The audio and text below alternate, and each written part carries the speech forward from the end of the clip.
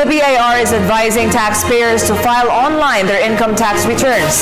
This even as it allowed several tax filers to do so manually after the online system slowed down. The details from this report. The online service of the Bureau of Internal Revenue has gone slow to. This has resulted in confusion, and taxpayers were forced to file their income tax returns manually. The BIR has earlier ordered the online filing of ITR. Penalty awaits those who fail to do so. Dati po nire-receive lang nila. So kami naman po bilang mga nagpo-file, nagpunta kami dito siguro last week pa.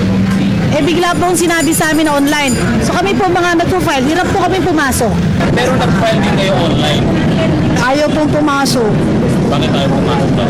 Sabi po, yung sa computer po yata, sa dami po yata na nag-ano.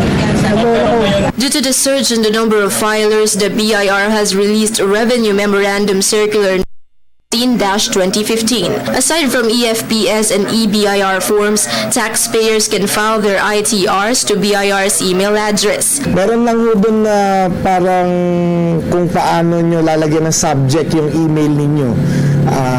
I-specify nyo doon kung ano ho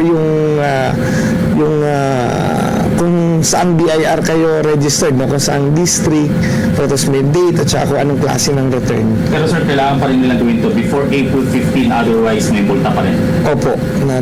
Yung pong April 15 deadline, tinagdahan na po ng batas yan, so wala po tayong magagawa doon sa deadline na yan. Unless peso po ang batas. Meanwhile, another memorandum was released ordering taxpayers to file their non-payment withholding taxes manually. However, it should also be filed online before April 30. It so happened lang siguro dahil sa dagsahan ng mga taxpayers, there are some kinks in the system. Nag-slow down yung system. Kaya tuloy, we are trying to do a workaround dito sa amin,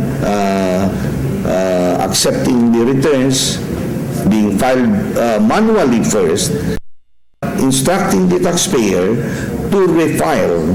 The BIR admitted there are still a high number of taxpayers who were not used to operating a computer. On April 15, they expect more taxpayers to fill BIR offices. Yes, actually meron kami, kaya nga, in fact, halos lahat ng mga tao namin, training na rin namin, binigyan namin ng crash course on how to use the system.